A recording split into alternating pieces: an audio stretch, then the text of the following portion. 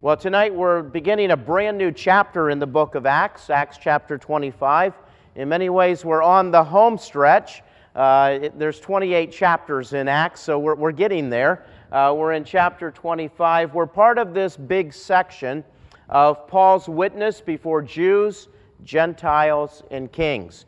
And God promised through Ananias that Paul would be his voice to proclaim his name to the Gentiles, to their kings, and to the people of Israel.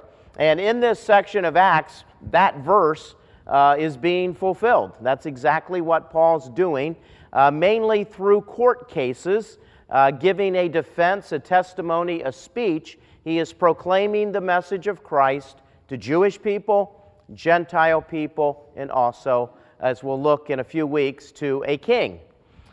We looked at Paul's witness before the Jews, and this was when Paul was in Jerusalem. It was a very difficult time for him. He almost lost his life on 4 occasions, and finally Lysias, the Roman commander, takes him to Caesarea and gets him out of Jerusalem, where he will be safer. And while Paul was with the Jews in Jerusalem, he gave a speech proclaiming the message of Christ. And it was interesting that the Jews listened while he talked about Christ, but once Paul mentioned the Gentiles, they went berserk, and that was the end of his speech. We're in a section right now, Paul's witness before the Gentiles and a king, and that's Acts chapters 24, 25, and 26. We've already looked at the trial before Felix. Acts chapter 24 is the best example of a Roman trial that we have in the New Testament. We had the prosecution, the Jewish people giving their case, and then Paul giving his defense. And although Luke summarized most of that, it was still a fairly full case of what we saw. The one thing we did not see was a verdict. Felix was supposed to give a verdict. He never gave one. I think he knew in his heart that Paul was innocent, but he was the governor of the Jews, and the Jews wanted Paul dead. And he didn't want to decide between those two issues, so he simply leaves Paul in jail. In fact, he leaves him there for 2 years. Even after Felix is removed from office, it would be normal for him to just set Paul free and let him go and clear things up for his successor. But he doesn't. He simply leaves Paul in prison, which then brings us to the charges against Paul. What did the Jewish people charge Paul with? Well, he incites riots. And these riots are termed an insurrection against Rome. That Paul is stirring up people against the Roman Empire. And of course, that's a capital offense. The Romans loved peace. They hated riots. And Paul is portrayed as someone who keeps creating riots. And then he leads an illegal religion. The Jewish people called it a sect of the Nazarenes. Paul calls it the way. We call it Christianity. And Paul explains that he's Jewish in what he believes. He believes the Jewish law. In fact, he says, I believe more of the Jewish law than my accusers, because I believe both the law and the prophets, and the Sadducees only accept the law. They don't accept the prophets. So I accept the Jewish religion, and I believe that Jesus is the Messiah coming out of the Jewish faith. So Paul says, I'm Jewish. And if Christianity comes out of Judaism, then it's legal to be a Christian, because the Romans had given the Jews freedom of religion. And if Christianity is Jewish, then it's just as legal as Judaism is. And then finally, he defiled the temple. Some people claimed that Paul brought in some Gentiles into the forbidden areas of the temple. The problem is he didn't, and the people who said he did are nowhere to be found. It was an accusation based upon an assumption that was never true. And even in the court case, Paul says, if you're going to accuse me of bringing Gentiles into the temple, then where are my accusers? Who actually saw me do that? And there was no one in the courtroom who could say, I saw him do that. Of course, he didn't do that. There was nothing to see. So those are the charges. And now, because Felix doesn't make a verdict, and then he's replaced by Governor Festus, Festus now gets to deal with Paul. And as we look at Acts chapter 25, he is the new governor. Felix has been removed. Felix was a very incompetent governor, but Festus is better. We don't know a whole lot about him. The only sources we have about him is Luke in the story in Acts 25 and 26, and also a couple of references by the Jewish historian Josephus. And Josephus tells us that Festus takes office in about AD 59, but he's only in office until AD 62, because in that year he dies from an illness. So he's only the governor for about 3 years. Josephus gives him high regards. Festus did a much better job of dealing with all the Jewish uprisings than what Felix did. Whenever there was a Jewish uprising, Felix kind of went ballistic, always sent in the Roman troops and punished the Jewish people severely, which made the Jewish people hate him even more. But Festus was a little more even-handed in dealing with the Jewish people, and because of that, there weren't as many uprisings during his time as there were during Felix's time. And even Luke is going to treat Festus as a fair-minded governor. And Festus wants to uphold Roman justice. That's his job. And Paul's a Roman citizen. So Festus wants to do right by Paul because he's a Roman citizen. But at the same time, Festus is the new governor. And he knows that his predecessors didn't deal very well with the Jewish people. So Festus would love to do something for the Jews to gain their good graces. So now he's caught. He wants to uphold Roman justice. He wants to do something favorable to the Jews. And then there's Paul. Paul's a Roman citizen. He's got rights. But the Jewish people want Paul dead. So what's he going to do? How's he going to solve the case of the Apostle Paul? Well, that brings us to tonight's study, Acts chapter 25, verses 1 through 12. Let me read all 12 of those verses, and then we'll go back and talk about them verse by verse. So Acts chapter 25, beginning with verse 1. 3 days after arriving in the province, Festus went up from Caesarea to Jerusalem, where the chief priest and the Jewish leaders appeared before him and presented the charges against Paul. They urgently requested Festus, as a favor to them, to have Paul transferred to Jerusalem, for they were preparing an ambush to kill him along the way. Festus answered, Paul is being held at Caesarea, and I myself am going there soon. Let some of your leaders come with me and press charges against the man there if he has done anything wrong. After spending 8 or 10 days with them, he went down to Caesarea, and the next day he convened the court in order that Paul be brought before him. When Paul appeared, the Jews who had come down from Jerusalem stood around him, bringing many serious charges against him, which they could not prove. Then Paul made his defense. I have done nothing wrong against the law of the Jews, or against the temple, or against Caesar. Festus, wanting to do the Jews a favor, said to Paul, Are you willing to go up to Jerusalem and stand trial before me there on these charges?" Paul answered, "I am now standing before Caesar's court, where I ought to be tried. I have not done any wrong to the Jews, as you yourself know very well.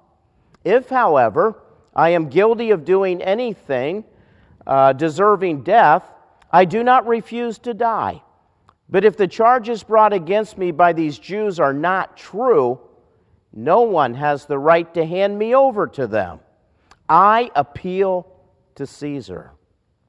After Festus had conferred with his council, he declared, "You have appealed to Caesar. To Caesar you will go." Well, let's look at this story, and it all begins in verse 1. As soon as Festus takes office, he takes office in Caesarea. That's where his headquarters is located. That's where his mansion is located. That's where he will live throughout his reign. And in the early days of his administration, he does something very smart. He makes a courtesy visit to Jerusalem. Festus is now the governor of the Jewish people. Jerusalem is the center of the cultural and religious life of the Jewish people. So he needs to meet with the leaders. He needs to see the city. He needs to find out exactly what he's dealing with. So very soon after taking office, in fact, just 3 days after being in office, he makes this journey from Caesarea to Jerusalem, where he meets with the chief priests and the Jewish leaders. The chief priest would be the high priest and all of his friends. In Jewish life, the political leader and the religious leader was the high priest. So holding that position was a very high position in Jewish life. Also, the Jewish leaders or the elders of the people, these would have been members of the Sanhedrin. And chances are he met with the Sadducean members of the Sanhedrin. Now, the Sanhedrin was made up of both Pharisees and Sadducees. And when Paul had appeared before the Sanhedrin in the past, the Pharisees had no problem with Paul. They basically said he's innocent, we should just let him go. But all the Sadducees wanted his head. They were his enemies. And the high priest was not very friendly either. So here is Governor Festus. He goes to Jerusalem. He meets with these people. It's been 2 years since they tried Paul before Felix. And what did they bring up after 2 years? Their charges against Paul. So here is Governor Festus coming before the Jewish leaders, basically, trying to gain their respect and goodwill, saying, is there anything I can do for you? Is there anything I can do to make life easier for you? What can I do to serve you since now I'm your governor? And what do they bring up? The case against Paul. It's been 2 years. You might think after 2 years they would have just moved on and forgotten about it. Maybe after 2 years it's not such a big issue. But we get the impression that after 2 years, it's a bigger issue now than what it was 2 years ago.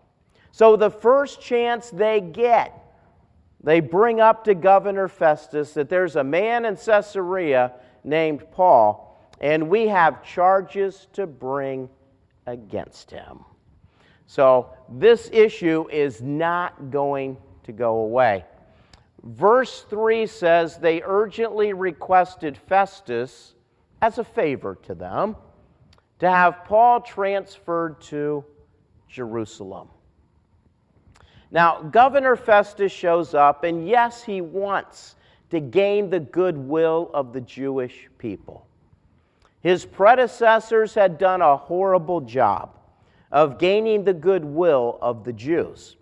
So he wants to do better than they did. He knows that if he's going to be their governor for a long time, if he's going to survive politically, he must get on the good side of the Jewish people. And the Jewish people know that too. So they have a favor to ask of him, a concession to ask of him. And this word favor is the same word, same Greek word, where we get the word grace or goodwill. So they want the governor to be gracious to them, to do them a favor. And what is that favor? To have Paul transferred from Caesarea back to Jerusalem to stand trial there. Now, what they don't tell the governor is that they're up to something. And what are they up to? They plan to ambush Paul along the way and kill him. It's 65 miles from Caesarea to Jerusalem. So that's a pretty long stretch of road where the Jewish people are plotting to ambush Paul. Oh, by the way, this probably recalls a previous attempt at an ambush. Back a few chapters ago, there were 40 Jewish men who took a vow to not eat or drink anything until Paul was dead. Paul at that time was in Jerusalem. He was kept in a Roman fort under Commander Lysias. And so these 40 men go to the Jewish Sanhedrin, the court, and say, why don't you send a message to Governor Lysias that you want Paul to appear before the Sanhedrin once again so that we can ask him some more questions and learn some more information about him. And by the way, once Paul leaves the fort and walks from the Roman fort to the courtroom, the 40 of us are going to attack him and kill him. And the Sanhedrin seemed to be on board. The only problem was some of those 40 men must have been yakking around town, gossiping about what they were going to do, because Paul's nephew finds out about it. And Paul's nephew goes to the fort, gets access to see Paul, tells Paul about the plot, and then the nephew tells Lysias, the commander, about the plot. And at that point, Lysias said, it's not safe for Paul to stay in Jerusalem. I'm moving him to Caesarea. So that night, about 9 o'clock, Paul and about 200 Roman troops made their way from Jerusalem to Caesarea. So that's how Paul ended up in Caesarea. And it's interesting that in that first ambush attempt, it was 40 men who needed the Sanhedrin's help to pull it off. But in this second ambush attempt, the Sanhedrin itself is planning to ambush Paul and kill him. Now, you have to wonder what these crazy people were thinking. Because let's just say Governor Festus says, okay, I'm going to move Paul from Caesarea to Jerusalem. We'll hold the trial there. He's not going to let Paul walk by himself from Caesarea to Jerusalem. Paul is going to be heavily guarded by Roman soldiers. So in order for the Jewish people to ambush Paul, they have to get through the Roman soldiers. And heaven forbid that a Roman soldier would die. Can you imagine Governor Festus if he did that and there was an ambush and Roman soldiers died? He would realize that the Jewish leadership had lied to him, had tricked him, had deceived him, and had killed some of his troops. The Jewish people would have paid a horrible price. The reign of Governor Festus would have looked very differently in the history books had that actually happened. It would have been absolutely horrible for everybody if this plot would have been carried out. It also gives us a reminder about lying to people, deceiving people, not being completely honest with people. Now, you may have been given a sales pitch at some point in your life where somebody was trying to sell you something. And what they were trying to sell you and what they told you was not completely true. How did you feel? Deceived, lied to. The person wasn't being honest. You would never trust that person again. There's a great lesson here about being open and honest with people, not deceiving people, because that can cause a lot of pain.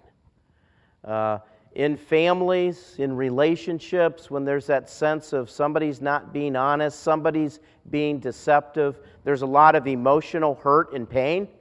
In this case, it would have been a lot of physical pain that would have taken place for a lot of people as well. So, what's the governor going to do? Again, he's trying to preserve Roman justice, but he would like to grant a favor to the Jewish people. What does he decide? Verse 4. He decides, Paul is being held at Caesarea, and I'm going there soon. The governor knows nothing about the ambush plot. He makes his decision based upon what is pragmatic and what is practical. In other words, the governor says, I live in Caesarea. That's my normal home. I'm just visiting here in Jerusalem. Paul's in Caesarea. Soon I'm going home to Caesarea. It just makes more sense to me to have the trial at Caesarea. I mean, if I had to move Paul to Jerusalem, that means I have to go back to Caesarea. Then I've got to safely move Paul from Caesarea to Jerusalem. I've got to come back to Jerusalem, and that's just too much trouble. The easy solution is just to have the trial in Caesarea. Here we have an example of God's sovereignty, an example of God working behind the scenes when most people had no clue what God was doing. I'm not sure how Luke found out about this plot, but chances are Paul knows nothing about this plot. I guarantee you that Governor Festus knows nothing about this plot. But God made sure that Governor Festus made a decision that would protect Paul's life. Inadvertently, the governor becomes Paul's protector by not giving in to this request. God had made a promise to Paul. And God said to Paul, just as you testified about me in Jerusalem, so will you do so in the city of Rome. So God has already promised Paul, you're going to Rome. If Paul dies somewhere between Caesarea and Jerusalem, that means that God doesn't keep his promise. But God always keeps his promises. And God makes sure that nothing happens to Paul. This is the 5th time Paul could have died since he first arrived in Jerusalem. But God got him through this one too. Have you ever wondered what God's doing in your life? Maybe God's keeping you safe from something and you don't even know anything about it. Maybe God's arranging circumstances in your favor, and you're not even aware that He's doing that. I have a feeling that God does that all the time. He's always working things out so that He can keep His promises to us, even when we have no clue about what He's doing. And here is God keeping Paul safe, and Paul doesn't know a thing about it. But God is always working in the circumstances of our life. So Festus has a better idea for the Jewish leaders. It's in verse 5. He says, let some of your leaders come with me. In other words, let some of your leaders accompany me back to Caesarea. And once we get back to Caesarea, you can press charges against Paul if he's done anything wrong. And apparently, that's exactly what happens, because in verse 6, Luke says that after Festus spent 8 or 10 days with the Jewish people in Jerusalem, he went down to Caesarea. And the very next day, he convenes the court.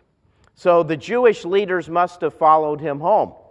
And once Festus gets home, the very next day, he convenes the court. That phrase, to convene the court, back in ancient times, meant that Festus took his place on the judgment seat or the tribunal.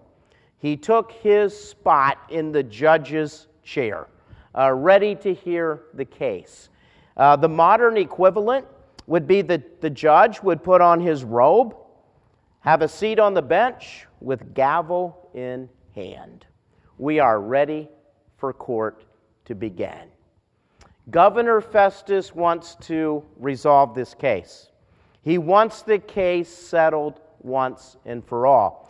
This is a leftover case that Felix left for him. Felix should have resolved this before leaving office. He didn't. So Festus gets to inherit this case, and he wants to eliminate the case, resolve it, and move on.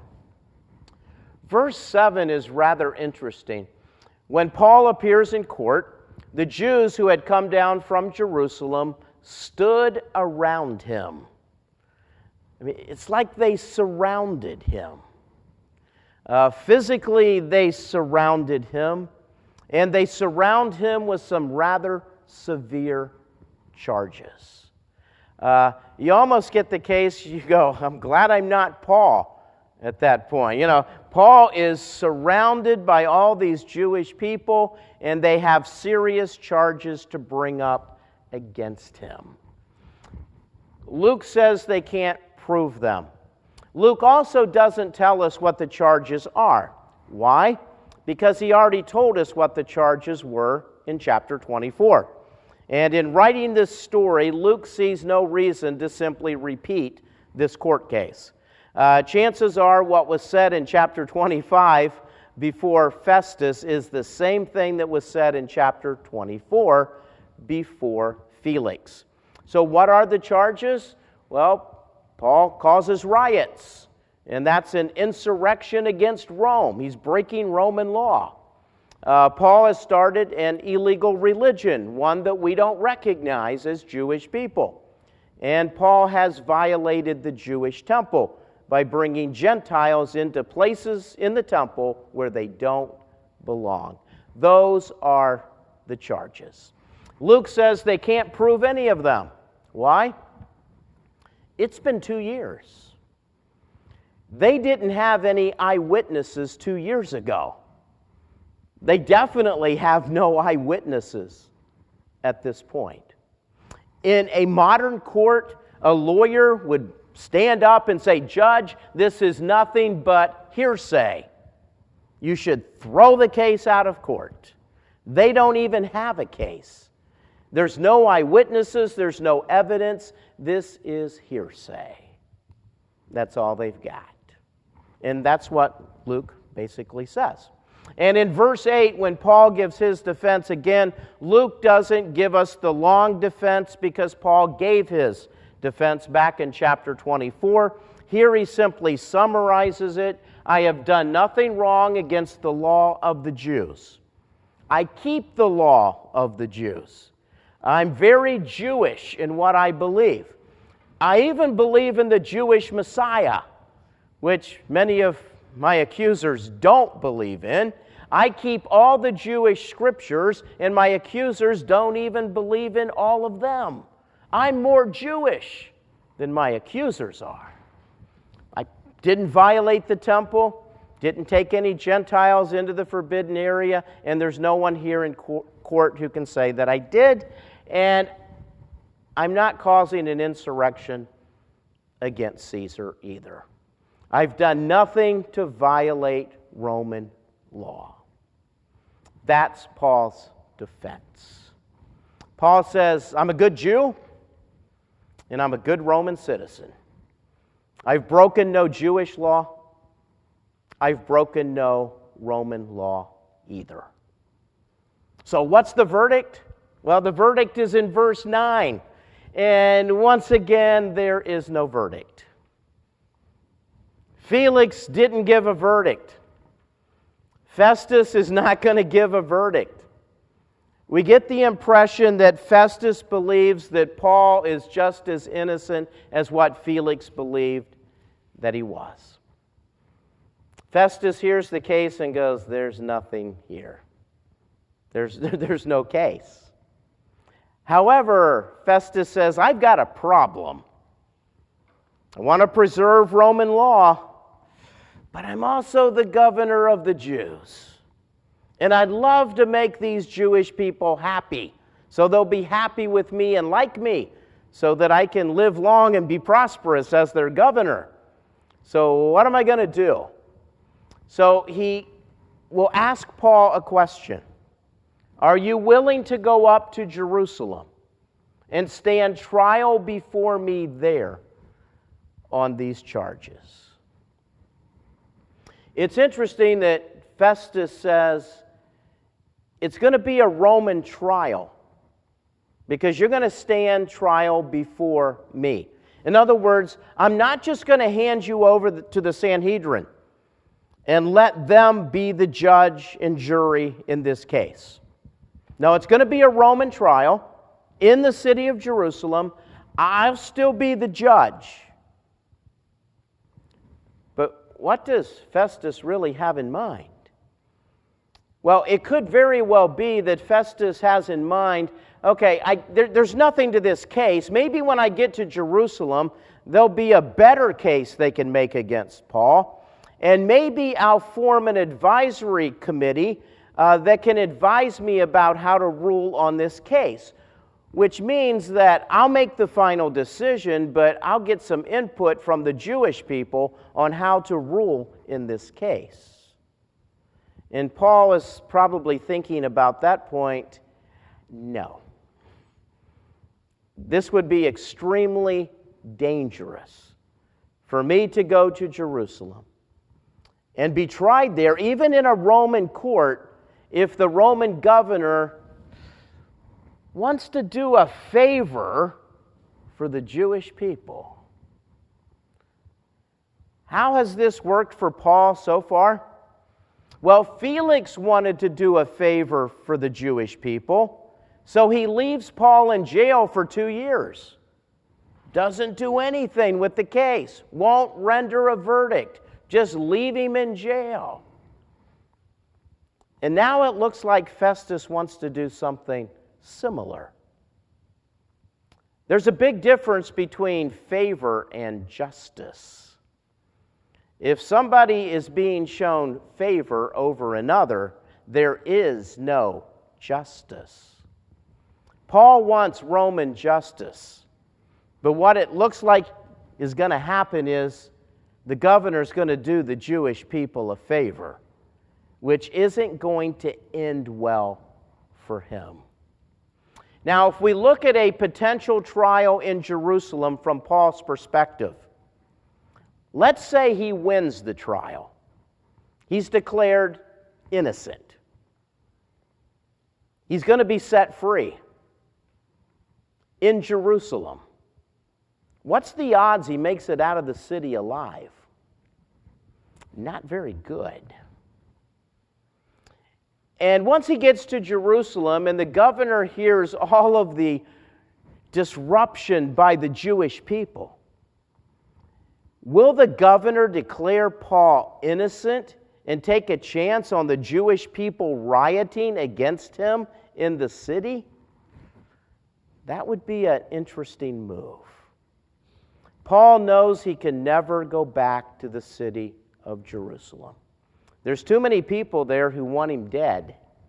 He can't go back to Jerusalem. So, what's he going to do? Paul answers in verse 10, I am now standing before Caesar's court.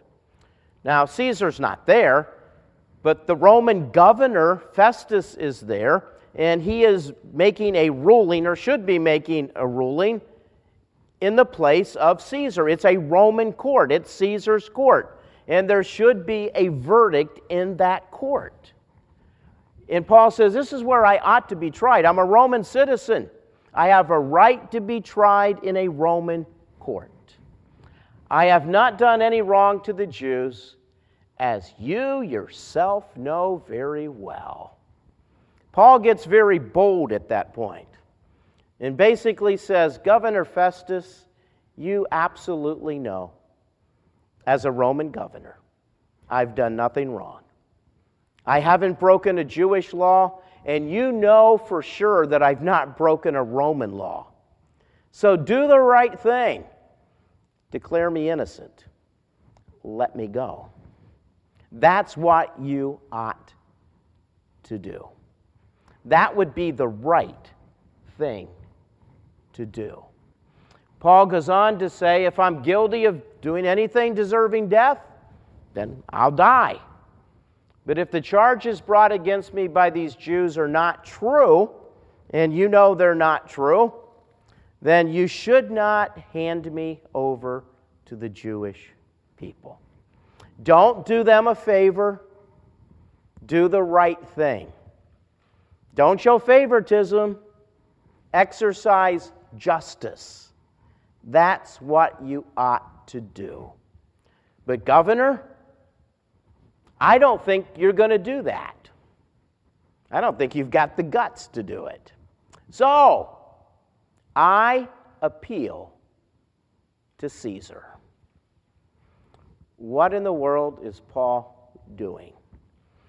Well, there was a custom among Roman citizens that gave them the right, and this goes back to about the 5th century BC, that if a magistrate gives a verdict and you feel that the verdict is biased against you, if you feel that it's unfair, if you feel that it was just a trumped-up charge and the governor got deceived by some people, you had the right as a Roman citizen to appeal the case. And you could then take your case to a jury trial of your peers. And if you're wondering where we got our trial by jury ideas, yeah, we stole it from the Romans from many, many years ago. In fact, a lot of our judicial procedures come right out of the history books of Rome. But once Rome became a powerful empire, the appeal court was no longer a trial by jury. It was a trial before the emperor. The Roman emperor became the supreme court. So, by appealing your case to Caesar, you were saying, I'm making this appeal, and that Caesar is now going to give the final ruling in this case. Now, there are many instances in Roman history where governors would sentence somebody to death, and there would be an appeal, and the governor rejected the appeal because they had broken a well-established law. So in certain cases, the governor had the right to render a verdict and reject the appeal. But in most cases where the law was unclear, where the governor may not know all the facts about the case, or where the governor felt like, you know, maybe I made a mistake and maybe I should grant the appeal, then he would. And if there wasn't a specific law involved, the governor was not supposed to reject the appeal. And so in Paul's case, the issue becomes, what law did Paul break? I mean, what did he really do? And if you were to ask Governor Felix that question, he'd probably go, I don't know what he did. I really am not sure. Now, it's interesting in this case. There's never been a verdict. I mean, normal procedure is you wait for the verdict. If you don't like it, you appeal. You say, I'm taking my case to Caesar. But there's never been a verdict against Paul. But even before there is one, Paul says, I appeal my case to Caesar. Which lets us know that Paul feels, if this case goes to Jerusalem, I don't stand a chance. So I'm not even going to let it go that far. I'm not even going to take a chance of walking into the city of Jerusalem. I'll just appeal the case right now so that the case goes to Caesar. So, what's the governor going to do? Well, Festus confers with his council. And it was quite common back then for Roman governors to have a council of advisors. The Roman governor had the final authority, but he had this advisory board that he could turn to if he needed some advice or some information. And it could really be that Festus goes to this advisory board and says, Paul has just appealed to Caesar, and I haven't even rendered a verdict. Can he do that? Is that legal? Can I say yes to this? Because remember, Festus says, I want to uphold Roman justice. That's my job. I want to do the Jews a favor, but right now I'm caught between a rock and a hard place. No matter what decision I make, it's just not going to work out for me. So he's appealed to Caesar, and I would love to have him appeal this case to Caesar, which means I'm off the hook. I don't have to give a verdict. I just have to send him on to Caesar. Can I do that? He confers with his board. He renders the verdict. Paul, you've appealed to Caesar. To Caesar, you will go. I'm off the hook. I don't have to give a verdict. There's not going to be any fallout on me from this case. I can uphold Roman justice because you've appealed to Caesar. You're a Roman citizen. You have the right to do that. I tried to give a favor to the Jews, but Roman justice prevailed, and so be it. Now it's interesting who the Roman emperor is at this time. It's Nero. And if you've read history books and studied Roman history, or if you studied Christian history, you know that Nero was not a good guy. You may have read about the Great Fire in Rome, which most historians believe that Nero set himself. But Nero needed a scapegoat to blame it on. And who did he choose? The Christians. That event happened about AD 64, 65. This is AD 59, 5 years before any of that took place. And it just so happens that the early years of Nero's reign were called a mini golden age. Nero was greatly influenced by the Stoic philosopher Seneca and some others who basically ran the empire for Nero, or at least didn't allow Nero to allow his dark side to appear. It was only later that Nero became the horrible person that he ended up being. But in AD 59, going to Nero sounded like a very good idea. Now, as it turns out, several years later, Nero becomes a major enemy of Christianity. In fact, it's only by the grace of God that Christianity survived Nero. Don't have time to prove it to you, but when John wrote the book of Revelation and talked about the Antichrist, I believe he used Nero as the antitype or the type of the Antichrist. That the Antichrist would be just like Nero. And he describes the Antichrist in terms that were true about Emperor Nero. But from Paul's perspective at this moment in AD 59, he's going to Rome. What had God promised Paul all along? As you testified about me in Jerusalem, so will you testify about me in Rome. So through this crazy trial, this second trial before a Roman governor, God kept his promise to Paul. God had promised Paul, you're not going to die, you're going to Rome. And guess what? Paul's going to Rome. Paul has always wanted to go to Rome. Paul's heart's desire was to proclaim the message of Jesus Christ in the capital of the Roman Empire. What an opportunity to do that. God keeps his promises.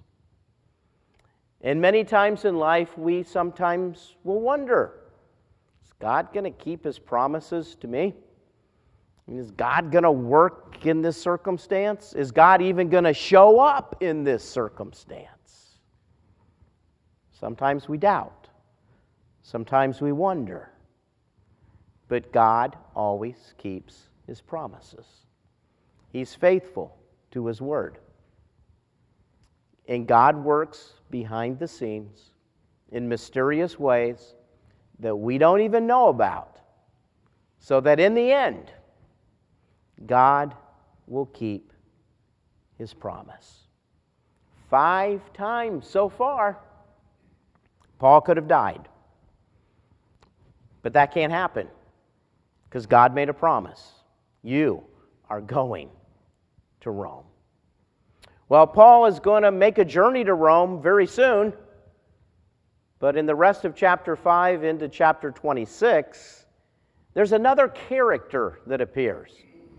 Paul's already testified before Jews and Gentiles. Now he must testify before a king, King Agrippa II.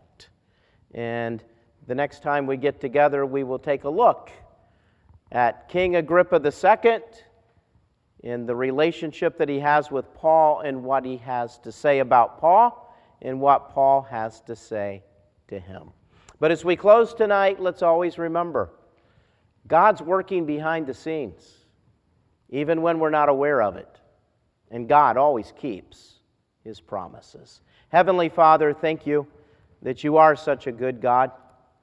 And Father, as we read Paul's story, what an amazing story it is.